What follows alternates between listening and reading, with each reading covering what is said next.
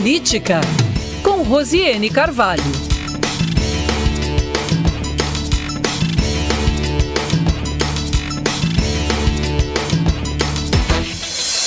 Hoje ao vivo nos estúdios, Rosiane Carvalho, muito boa tarde para você. Oi, Thaís, boa tarde para você também, boa tarde para o Alex, para o Renan também, está aqui, os nossos ouvintes, as nossas ouvintes da Band News. Sextou, com ritmo de férias, já não vejo a hora. Já amanhã, Thaís? Hoje, começa hoje, a partir das 17h01, tá de férias. Eu já te entrevistar, tu vai viajar? Conta aí para os ouvintes. Vou viajar, mas só na semana que vem, então só para curtir um pouquinho, gerar dopamina e voltar relaxada, me livrar do estresse crônico. Eu vi Minas, olha. Dopamina. Cachaça, Eu também. Não, nem vou. Mas vou aproveitar um pouquinho quanto dá e voltar antes das festas de fim de ano. Mas agora, Rose, conta pra gente dessas informações, dos assuntos que a gente tem aí dos vereadores para aprovação da lei para o poder continuar com o acesso do plano de saúde pela Câmara Municipal de Manaus. A gente já ouviu que eles entraram em consenso a situação, a oposição, para que eles continuassem com o plano pós o período vigente de vereador. E aí, como é que ficou essa situação de fato? Pois sobre a questão factual, ela foi bem explorada na mídia toda, vocês também já deram aqui, e você puxou ontem um assunto, eu acho que a gente tem como coluna nossas abordagens, né, o contexto dessas questões todas locais. A gente quase não trata da Câmara, e numa coluna anterior, quando eu fazia pela manhã, eu já justifiquei por que eu não trato da Câmara. A gente acaba focando pelo pouco tempo, né, e pela nossa forma de produção mesmo, as decisões, os espaços de poder, onde há o maior peso. A Câmara deveria ter realmente muito poder e muita importância no contexto de uma cidade como Manaus. No entanto, ela se apequenou e já há muito tempo, né, como uma questão institucional, como fez a Assembleia Legislativa também, né, nos últimos anos. Por que eu digo se apequenou de forma institucional? Falta uma agenda. Essa agenda negativa que a gente está vendo virou uma brincadeira e os vereadores perderam o limite do bom senso, do quanto isso é ruim para a Câmara, para eles, para todo mundo, para a população nem se fale, né? Mas, assim, isso demonstra, para mim, mais um fortalecimento dessa falta de agenda dessas pessoas que vieram do que se costuma chamar de nova política, né? E eles têm um prejuízo político também. A instituição que eles estão à frente pesa bastante, ela se deprecia muito sem agenda, desqualificada, né, de fala pública a respeito de tantas questões importantes sobre Manaus, mas eles também, veja, quando você compara presidentes anteriores dessa nova safra, né, da Assembleia e da Câmara, os presidentes anteriores, a gente nem entra no mérito se era uma gestão tão superior assim, mas veja que o futuro político dele se encaminha de uma outra maneira, porque há uma conduta, há um formato, há uma agenda também, uma preocupação com a fala pública, com posicionamentos, com questões relevantes para a cidade. Ainda que houvesse falhas, havia uma preocupação política a esse respeito. Essa característica dessa nova safra política é uma característica ruim e que tem sido ruim nas urnas para eles. Veja o resultado da presidência da Assembleia e da presidência da Câmara nas urnas neste ano. Não precisa ir muito longe.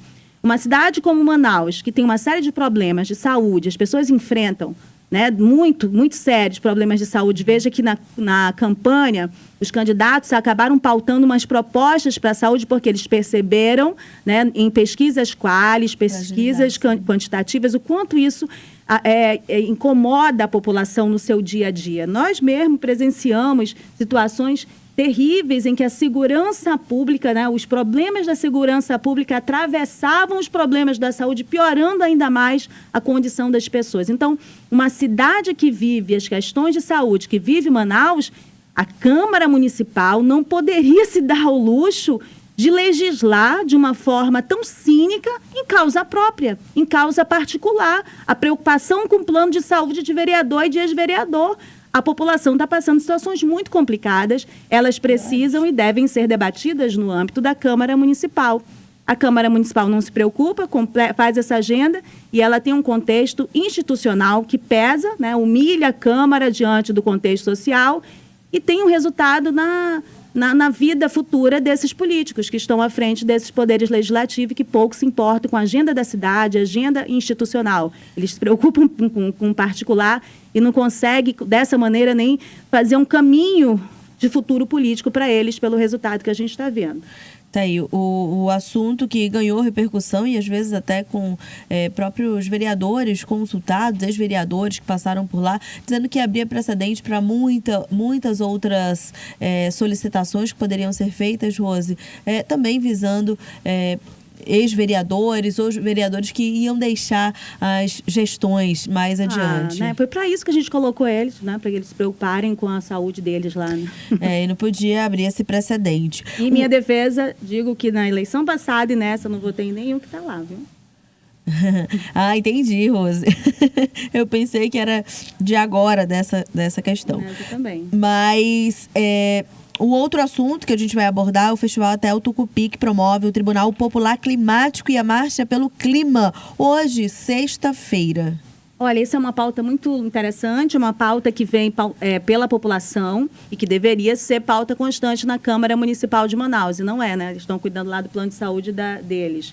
Mas é uma pauta importante que vem de vários coletivos. Eu estou abrindo aqui para encontrar o nome dos coletivos. Vou já pedir a cola aqui da Stephanie Smith, que está ajudando a gente. Stephanie, acho que eu abri o documento errado. Mas tem a COIAB, a Coordenação das Organizações dos Povos Indígenas da Amazônia Brasileira, tem o Coletivo de Fusão.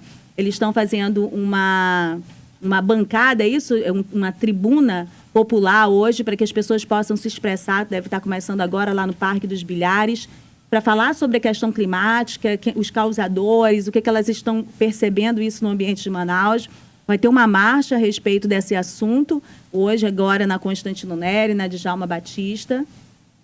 E também tem um fechamento, um festival que já é mais cultural, apresentações artísticas, amanhã no Centro Cultural Povos da Amazônia. Eu acho muito importante que a população consiga falar isso. Eu sempre ouço dos políticos que isso não dá voto, que questão climática, embora a gente esteja no pico, né, de tudo que está acontecendo no planeta, Manaus, isso não dá voto, então não comunica com a população. Eu acho que não, a população está sofrendo isso no dia a dia, o calor excessivo, uma série de problemas que vão piorando, né, na condição social da cidade em função das mudanças climáticas. Então, ela consegue falar disso muito melhor que um político. O que acontece é que os políticos não estão adaptando a comunicação deles à realidade da população. Então, muito importante que a sociedade civil, lideranças indígenas estejam cumprindo esse papel aqui em Manaus, para falar com a população e deixar que a população também fale a respeito do que está sentindo.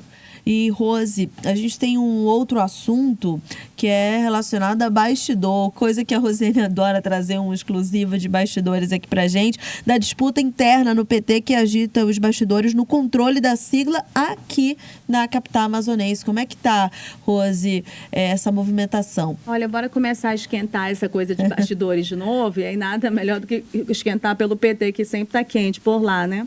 Mas, assim, vai ter agora no final de semana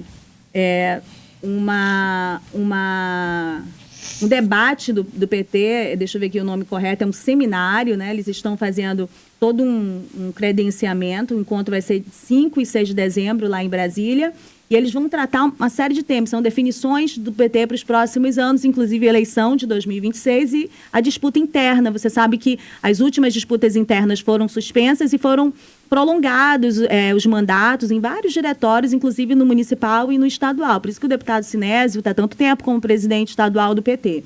Então, a expectativa maior é que haja uma nova eleição no próximo ano. O Sinésio não pode mais ser o presidente, mas tem um grupo muito forte, pode indicar, né, o seu sucessor, né, claro que isso passa por toda uma decisão de votos internas e também por chancelas na Executiva Nacional, tem as questões internas do PT, mas a gente já vê uma movimentação de grupos. Então, grupos do Zé Ricardo, você sabe que eles são adversários internos no PT, Zé Ricardo e Sinésio, e tem grupos de pessoas ligadas de outras tendências, que não são tendências que têm demonstrado uma grande expressão de votação de delegados nessa disputa, mas eu vejo que eles têm demonstrado uma predileção nesse momento por conversa para representar a vontade deles nessa disputa, que é o Marcelo Ramos, que se filiou ao PT esse ano, disputou a Prefeitura de Manaus por um convite do presidente Lula, mas que não tem grupos internos ainda no PT. A gente viu uma dificuldade do Marcelo mesmo nessa disputa eleitoral em função dessa falta de grupos. Eu aproveitei, claro, para ouvir o Marcelo, já consultei ele a esse respeito, o ex-deputado federal Marcelo, ele disse, olha, eu não tenho nem voto dentro do PT, só quero ajudar a ter um ambiente minimamente civilizado para uma disputa, então pode contar comigo para o diálogo. Não confirmou qualquer interesse, né? que ele esteja participando, mas é parte da política, inclusive, neste momento, não confirmar.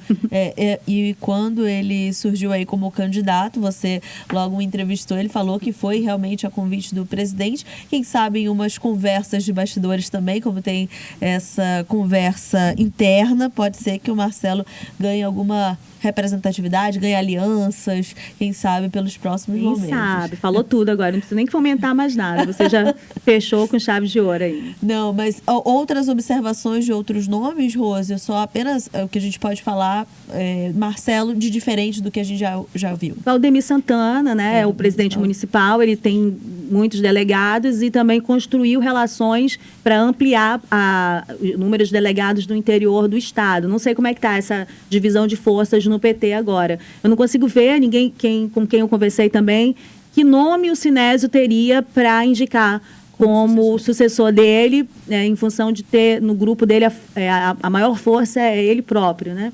Então vamos ver como é que vai desenrolar. Ainda vai ter muita confusão, com certeza. Essa é a única certeza que eu posso ter.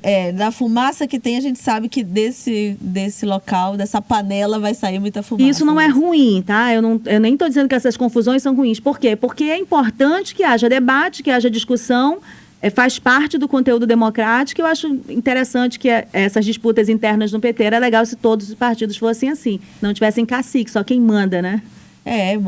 Realmente um debate para definir nomes, mas que sejam nomes ideais para esses comandos. Obrigada, Rosiane Carvalho, pela sua companhia. Você tenha um excelente final de semana. Eu volto apenas em dezembro.